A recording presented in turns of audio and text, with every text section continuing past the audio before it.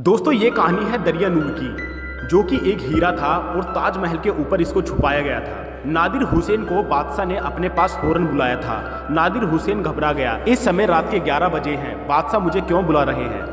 वह चिंतित हुआ। तुरंत तैयार होकर वह दौड़ा दौड़ा बादशाह के पास जा पहुंचा। बादशाह शाहजहां आंखें बंद किए बैठे हुए थे। नादिर की आवाज़ सुनते ही उन्होंने आंखें खोली और वह गंभीर आवाज में बोले, नादिर जरा नज़दीक आओ, हम जोर से नहीं बोल सकते। नादिर उनके पास जाकर घुटने टेक कर बैठ गया और बोला, फरमाइए हुजूर। तब बादशाह ने नादिर के निकट झुककर धीमी आवाज में बोले, नादिर आज मुझे नींद नहीं आ रही है। थोड़ी देर पहले मैंने एक भयानक सपना देखा था कि उत्तरी पश्चिम दिशा से एक सम्राट विशाल सेना के साथ आया और हमारे ऊपर हमला किया और हम बुरी तरह हार गए हैं और वह सम्राट हमारी सारी धन दौलत लूट कर चला गया। कैसी बातें कर रहे हो हुजूर? नादिर हुसैन होशियार और नेकदिल इंसान था। बादशाह के हर हुक्म को वो बड़े ही अदब से मानता था। तभी बादशाह ने अपना बायां हाथ सामने लाकर मुट्ठी खोली। नादिर हुसैन की नज़र बादशाह की हथेली पर पड़ी और वह आश्चर्य से उनकी ओर देखने लगा। बादशाह बोले, ये हीरा जो तुम मेरे हाथ में देख रहे हो नादिर, इसको भी वो सम्राट ले गया, लेकिन यह हीरा हमारे खानदान का चिराग है। मेरे दादा को यह हीरा उनके अपने दादा से मिला था। इसे बाकर का दरिया नूर कहते हैं। हम इस बहुमूल्य चिराग को किसी भी हालत में खोना नहीं चाहते हैं। यदि यह हीरा हमारे हाथों से निकल गया तो सिर्फ हमारे ही नहीं, देश का सर्वनाश हो जाएगा। हमें तुम पर भरोसा है, इसीलिए नादिर हम इस हीरे को तुम्हारे हाथों में सौंप रहे हैं। तुम इसे किसी ऐसी जगह पे छुपाना कि ये हमेशा हमारे बीच ही रहे, कोई भी इसे लूट ना सके।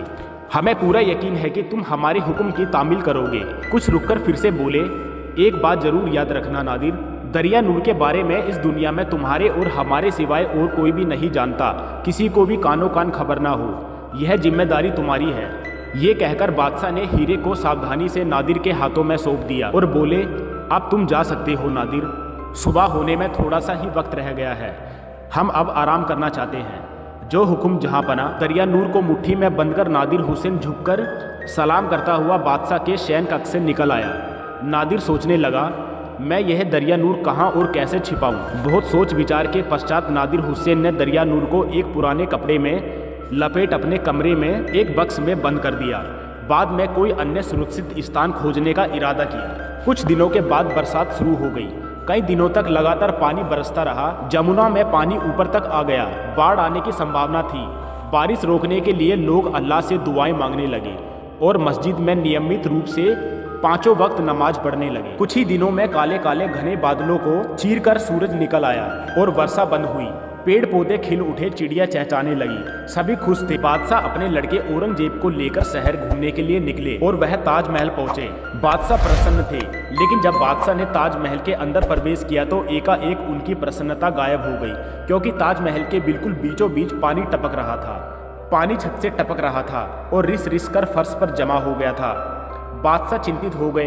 औरंगजेब उनके पास ही खड़ा था। बादशाह ने अपने बेटे से कहा, हम तुम्हें एक जिम्मेदारी सौंप रहे हैं। क्या अब्बा जान? औरंगजेब जो दरवाजे पर खड़ा था अभी तक टपकते पानी को नहीं देख पाया था। वह अभी सिर्फ 18 साल का युवक था। बादशाह गंभीर होकर बोले, इस टपकती छत को तुम्हें ही ठीक कराना है। जल्दी इंतजाम करो। तुम जानते हो यह इमारत हमें जान से भी प्यारी है। औरंगजेब ने कहा, जी अब्बा जान, जो हुक्म। औरंगजेब तरकीब ढूंढने लगा।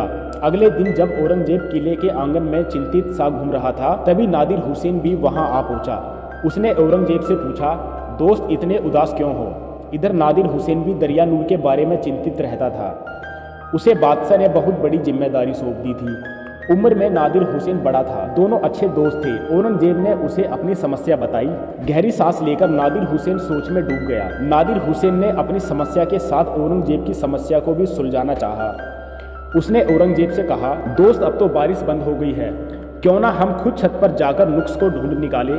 हाँ, औरंगजेब को बात जच गई। थोड़ी देर में ही औरंगजेब और नादिर हुसैन ताजमहल की छत पर जा पहुंचे और बारीकी से देखने लगे। उतने में ही औरंगजेब चिल्लाया, मिल गया शैतान। छत के एक कोने में एक सुराग दिखाई दिया। ना छोटा, ना बड़ा, ना लंबा और ना ही चौड़ा, एक अजीब ही आकार था। लेकिन भीतर से तो छत पर दरारें दिखाई देती हैं, सुराख नहीं। औरंगजेब ने आश्चर्य से कहा, मतलब बाहर की छत में छेद और अंदर दरारें? इसका मतलब है छत की दोनों ओर से मरम्मत होगी, अंदर से भी और बाहर से भी। नादिर हुसैन ने समझाने की कोशिश की। दोनों लड़के छत से नीचे उतर आए। घर की ओर बढ़ते हुए नादिर ने कहा, बाहर की छत का छोटा सा भाग कमजोर है, भारी वर्षा के कारण वहां छेद हो गया और पानी ने अंदर घुसकर दरारें पैदा कर दी। औरंगजेब समझाते हुए बोला, हाँ, पानी के वजन से धीरे धीरे अंदर की छत में दरारें होने लगी और पानी रिसने लगा। नादिर ने आगे बताया, तो सबसे पहले अब छेद को भरना चाहिए, मगर हम छेद को कोई ऐसी वैसी चीज से भरें तो बार बार बारिश में छेद खुल जाएगा। संगमरमर से भी मजबूत चीज से अगर छेद को भर दिया जाए तो हमेशा के लिए छत ठीक हो जाएगी। औरंगजेब बोला, संगमरमर से भी मजबूत? नादिर हुसैन और औरंगजेब अपने अपने विचारों में खोए हुए चुपचाप चलते रहे। एकाएक नादिर हुसैन को दरिया नूर का ख्याल आया। उसे एक उपाय सूझा, इससे दोस्त की समस्या भी हल हो जाएगी और बादशाह की दी हुई अमानत भी सुरक्षित रहेगी। लेकिन तभी नादिर हुसैन को बादशाह के शब्दों का ख्याल आया, दरिया नूर के बारे में किसी को भी खबर न होनी चाहिए। एक संतोष भरी सांस लेकर नादिर हुसैन औरंगजेब से बोला, तुम चिंता मत करो, मैं छेद भरने के लिए संगमरमर से भी मजबूत चीज खोज लाऊंगा, लेकिन एक शर्त है, ये सारा काम मैं खुद अपने हाथों से करूंगा, मुझे कोई मदद नहीं चाहिए। क्यों, मैं भी साथ ना आऊं? अजीब शर्त है, औरंगजेब ने कहा। तब हम लोगों को रातों रात काम करना पड़ेगा। तुम कहते हो तो मैं नीचे बैठकर निगाह रखूंगा, तुम ऊपर अपना काम करना। शाबाश, तो हम कल रात को ताजमहल में ही मिलेंगे, चांद की रोशनी काफी है, कल पूर्णमासी जो है। नादिर हुसैन ने हाथ हिलाकर औरंगजेब से विदा ली और दोनों दोस्त अपने अपने घर की ओर चल दिए। अगली रात को जब नादिर हुसैन ताजमहल की छत पर चढ़ा तो उसकी जेब में दरिया नूर था। नादिर हुसैन ने उसे बाहर निकाला तो वह चांद की रोशनी में चमक उठा। नादिर ने तुरंत उसे छेद में लगा दिया। दरिया नूर छेद में बिल्कुल ठीक बैठ गया। लगता था कि दरिया नूर को जड़ने के लिए यही एक छेद बना था और ताजमहल की छत टपकने की समस्या को हल करने के लिए ही बादशाह ने दरिया नूर उसके हाथ में सौंपा था। नादिर हुसैन ने हाथ ऊपर उठाकर भगवान को मन ही मन धन्यवाद दिया।